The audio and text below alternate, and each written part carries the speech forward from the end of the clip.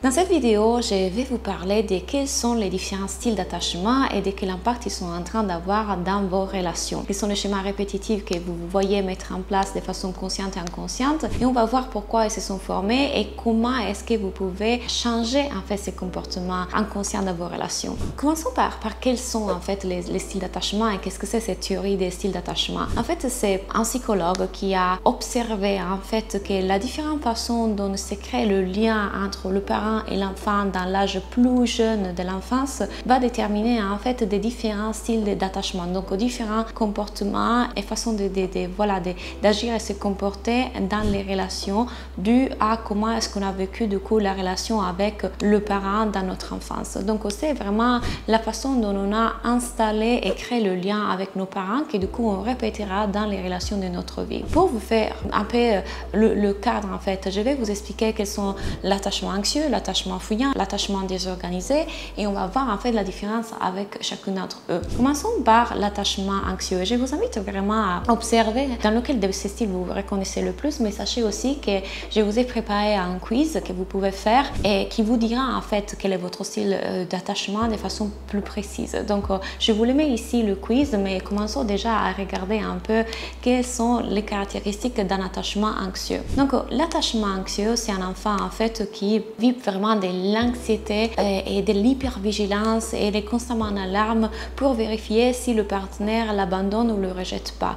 Il a vraiment une peur et une alarme vis-à-vis du lien relationnel avec le partenaire. Donc il y a eu un expériment en fait, on essaye d'évaluer si un enfant avait un attachement anxieux ou fuyant qui s'est basé sur le fait de laisser un enfant dans une habitation, dans une salle tout seul. La mère en fait sortait et l'enfant qui a un attachement anxieux, il commence vraiment à paniquer, à avoir beaucoup d'anxiété et attendre que la mère revienne. Il ne pense rien d'autre qu'au fait que la mère puisse revenir. Et quand la mère revient, du coup, il s'attache, il se colle, il continue à pleurer et il ne la quitte plus. Ça, c'est carrément une caractéristique d'un attachement anxieux qui est aussi appelé par d'autres théories et d'autres psychologues un attachement vague. Et si on fait la différence avec un attachement fuyant, du coup, même situation, un enfant est laissé dans une salle tout seul, la mère sort de la salle, l'enfant expérimente effectivement l'abandon, le rejet, etc. Mais vite, il commence à se centrer sur lui-même, il commence à penser qu'à soi, à jouer tout seul. Et quand la mère revient dans la salle, en fait, il a un rejet par la mère, il ne la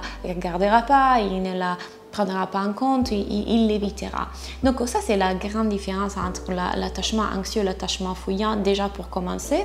Et l'attachement fuyant est appelé du coup il. Donc l'attachement anxieux, commençons par l'attachement anxieux. Une personne qui a un attachement anxieux, en fait, il déjà, comme je disais, expérimente vraiment, il a une hypersensibilité à l'abandon et au rejet. Donc il sera constamment en suranalyse de ce que le partenaire fait ou fait pas pour vérifier si jamais le partenaire est en train de l'abandonner, de le rejeter, de l'ignorer. Donc il a vraiment une hypersensibilité à ce niveau-là, une forte anxiété et hypervigilance vis-à-vis du comportement du partenaire. Une autre caractéristique de l'attachement anxieux, c'est le besoin d'être constamment rassuré. C'est-à-dire qu'une personne qui a l'attachement anxieux, vraiment recherche de la part de son partenaire des mots, des câlins, à être rassuré, donc à être réconforté dans le fait qu'on ne va pas partir, tu vas bien, je ne suis pas en train de t'ignorer, je ne suis pas en train de te rejeter, je suis là avec toi, je t'aime, je continue à t'aimer. Donc si vous vous reconnaissez dans ça, si vous faites ça, il y a des possibilités que vous aviez un attachement anxieux. Autre chose que les personnes avec un attachement anxieux font, c'est d'expérimenter des grands hauts et des grands bas. Donc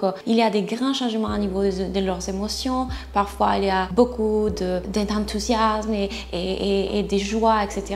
Et d'autres fois, du coup, ça va vite à forte anxiété, forte peur de l'abandon, donc des grands changements à niveau des émotions. Autre caractéristique, c'est l'hyperdépendance, donc la codépendance ou dépendance affective, qui veut dire en fait que la personne qui est en fait d'un attachement anxieux, ou qui a un attachement anxieux mieux, en fait ce qu'elle fait, c'est qu'elle est constamment collée au partenaire, en train de penser au partenaire. Elle va être tout le temps avec le partenaire. Le faire de créer de la séparation, ça les envoie vraiment en anxiété. Il y a un fort besoin de rester ensemble. Il y a constamment une concentration sur le partenaire et sur la relation et carrément moins de concentration, de focus et d'attention à soi. Donc on est constamment focalisé sur le partenaire, qu'est-ce qu'il fait le partenaire, où il va le partenaire et la relation plutôt qu'être concentré sur nous, nos besoins à nous. Autre caractéristique d'une personne qui a un attachement anxieux, c'est vraiment la difficulté à faire confiance. Les personnes qui ont un attachement anxieux ont toujours peur d'être trompées, d'être trahies. Ils ont des comportements compulsifs du type regarder le téléphone du partenaire, essayer de s'assurer qu'il n'est pas intéressé à une autre femme. Il peut y avoir de la jalousie, donc il y a des forts doutes. Donc vraiment, il y a une difficulté profonde à faire confiance dû au fait que toujours derrière, il y a cette peur du rejet et cette peur de l'abandon. Et ceci, du coup, ça vous donne déjà un peu un cadre d'une personne qui a un comportement ou un attachement anxieux. Maintenant, essayons de voir les caractéristiques d'une personne qui a un attachement fuyant. Comme je vous disais tout à l'heure, la différence principale, c'est que la personne qui a un attachement fuyant a la tendance à se replier sur soi-même, à faire focus sur soi-même, parce que le lien et la connexion intime pour cette personne qui a un attachement fuyant devient quelque chose de très dangereux, qui fait très peur. Ça l'est aussi pour la personne qui a l'attachement anxieux, bien évidemment, mais dans ce cas-là, il y a une mise en distance de l'autre pour se protéger d'un possible danger, que du coup, c'est celui d'être rentré trop en connexion intime avec quelqu'un, en connexion trop profonde avec quelqu'un, et du coup, de rester déçu et de souffrir par la suite. Donc, la première caractéristique d'une personne qui a un attachement anxieux, fuyant, c'est vraiment celle d'avoir une difficulté énorme avec l'intimité émotionnelle et la vulnérabilité. Donc, ils éviteront le plus possible en fait de rentrer en connexion profonde avec quelqu'un. Ils éviteront en fait de s'ouvrir, de se rendre vulnérables, d'exprimer leurs émotions. Ils ont difficulté parfois de même regarder dans les yeux. Moi, j'ai été avec quelqu'un qui avait un attachement fuyant plusieurs fois dans ma vie, et je vous dirai aussi les dynamiques tout à l'heure de pourquoi vous attirez des personnes comme ça. Et du coup, en fait, ces personnes, ils ont vraiment une difficulté à s'ouvrir, à se délivrer, à être ouvertes et vulnérables avec l'autre. Une personne en fait d'un attachement fuyant est aussi une personne qui a vraiment besoin de beaucoup d'espace personnel et qui se sent vite étouffée. Donc tout ce qui représente le besoin du partenaire, quand le partenaire par exemple exprime ses émotions, sa vulnérabilité, il veut être plus présent avec lui, mais du coup pour une personne avec un attachement fuyant, ça devient vite trop et il a besoin du coup de tout de suite repousser l'autre et se concentrer sur soi. Donc besoin de beaucoup d'indépendance, d'espace personnel, d'être seul. Quelque part c'est toujours une sorte d'évitement de la connexion intime, de la connexion émotionnelle, de la connexion avec l'autre, parce que ceci, ça représente un danger trop grand dans l'inconscient d'une personne qui a un attachement fuyant et ça fait trop peur. Il y a aussi une tendance à supprimer, à éviter, à rejeter les émotions. Donc tout ce qui sera au niveau des émotions sera quelque chose qu'une personne avec un attachement fuyant essaiera de tenir bien loin. Donc les personnes avec un attachement fuyant, vous les voyez, ne sont pas des personnes qui vivent leurs émotions, expérimentent leurs émotions, sont capables de réguler leurs émotions, sont plutôt des personnes qui vont éviter tout ça, le mettre de côté, le mettre loin. Surtout si vous avez eu un parent comme ça,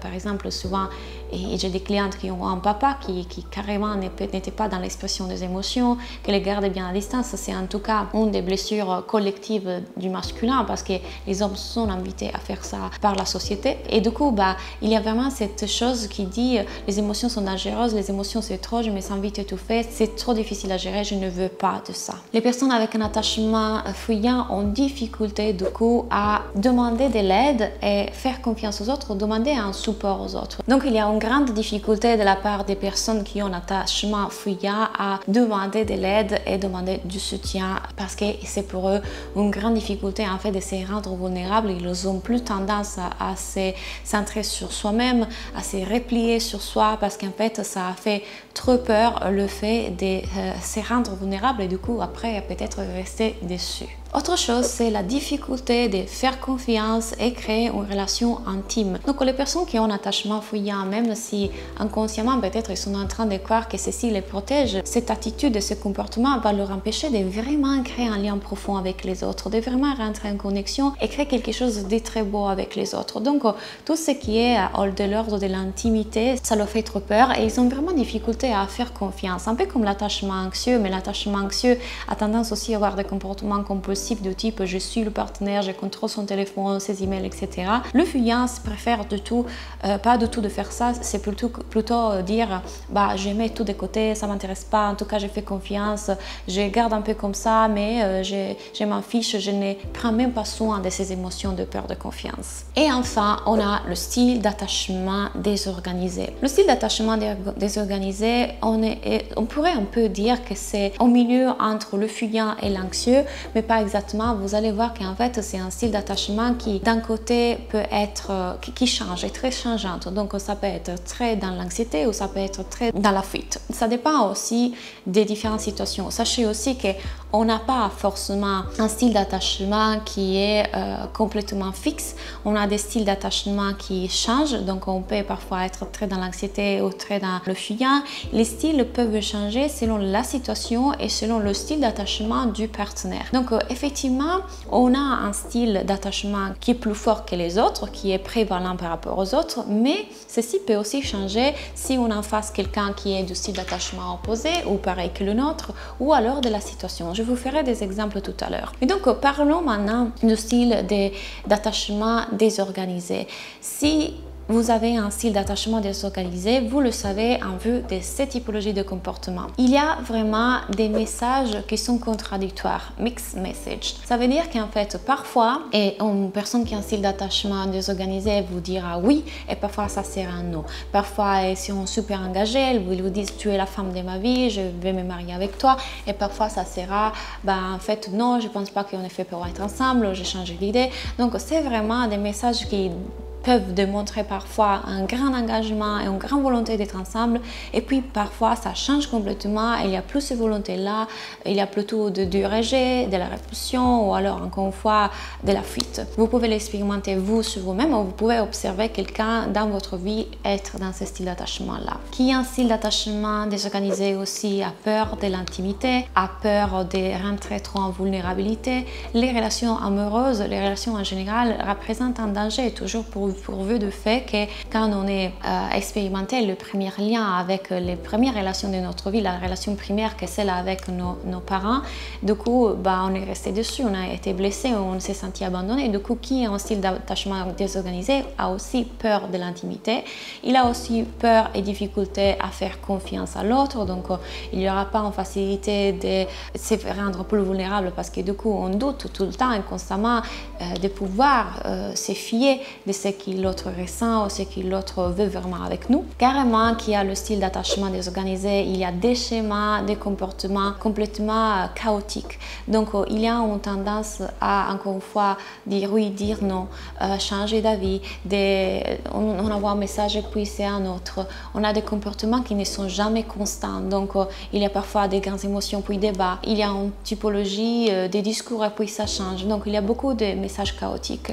Qui a l'attachement désorganisé aussi a tendance à vouloir s'auto-saboter. Il y a beaucoup d'actions d'auto-sabotage, donc déclenchement des conflits, création des drames, constamment à rechercher des choses pour faire casser et détruire la relation. Donc il y a tout ce comportement là et ça peut être vraiment fatigant aussi bien pour qui a un attachement désorganisé que pour celui qui vit avec quelqu'un qui a un attachement désorganisé. Et du coup ça c'est un peu le cadre des différentes typologies d'attachement. Et encore une fois, on peut carrément soigner tout ça, on peut carrément changer ces comportements. Ce sont des choses inconscientes qu'on a apprises et qu'on a continuer à répéter à fur et à mesure. Nos parties inconscientes se sont persuadées que la vie est ça, que les relations sont dangereuses. Et du coup, tout simplement, à soigner, parler et transmuter ces parties de nous inconscientes qui ont cru tout ça, on peut vraiment arriver à être en relation avec l'autre d'une façon complètement différente jusqu'à arriver à un attachement qu'on peut appeler un attachement sécurisant. Donc quelqu'un qui est en sécurité, il se sent en sécurité à l'intérieur de lui et avec l'autre. Et c'est tout à fait possible. Je vous avais promis, je vous aurais expliqué aussi un peu pourquoi finalement on attire tout le temps des personnes qui ont un style d'attachement fuyant par exemple. Si vous êtes de ces typologies-là, que vous attirez souvent des hommes qui ont un style d'attachement fuyant ou désorganisé, c'est fort probable que votre style d'attachement primaire soit un style d'attachement anxieux. Et la vie est tellement parfaite qu'à chaque fois, elle veut nous mettre en face des choses pour qu'on puisse soigner nos blessures. Donc, la vie fait que vous serez attiré par cette typologie de personnes-là parce que ça va vous permettre de recréer le chemin que vous saviez avec vos parents. C'est tout ce que votre cerveau connaît. Donc, inconsciemment, quelque part, votre cerveau va vers le connu parce que ce qui est inconnu fait beaucoup plus peur que le connu. C'est la raison pour laquelle beaucoup d'entre vous commencent à développer aussi de l'anxiété relationnelle et du TOC lorsqu'ils rentrent en relation avec un homme qui n'est pas dans les schémas comportementaux de vos parents, mais du coup, il est différent. Et en fait, votre cerveau, il panique complètement parce qu'il ne connaît pas ça. Qu'est-ce que c'est cette nouvelle personne qui ne fuit plus, cette personne qui veut s'engager, cette personne qui veut une relation intime avec moi? Ça me fait peur. Et donc, si vous avez un style d'attachement désorganisé, par exemple, ça peut arriver que du coup, parfois, vous êtes super heureuse dans la relation et puis vous avez hyper peur parce que du coup, jamais vous avez expérimenté un homme qui était autant vulnérable. Et ceci, ça vous fait trop peur parce que ça vous demande de rentrer encore plus en vulnérabilité et intimité. Et quand vous étiez petite, vous avez enregistré que les relations en général sont dangereuses. Donc, tous ces schémas et ces différents comportements s'installent parce qu'il y a un trauma derrière, parce qu'il y a une blessure derrière. Donc, notre travail ici est d'aller travailler avec vos parties inconscientes pour leur enseigner qu'elles sont en sécurité, qu'elles ont toujours été en sécurité, qu'elles sont aimées, qu'elles sont parfaites, qu'ils sont toujours soutenus, qu'il n'existe pas l'abandon, il n'existe pas le rejet, qu'ils sont infiniment en amour, elles peuvent se détendre et du coup explorer la relation d'une façon beaucoup plus belle. Bien évidemment, quand on fait le travail à deux, quand on fait le travail aussi, le partenaire aussi fait ce travail-là, du coup, lui aussi qui a son style d'attachement à lui, du coup, ça nous enseigne à naviguer différemment.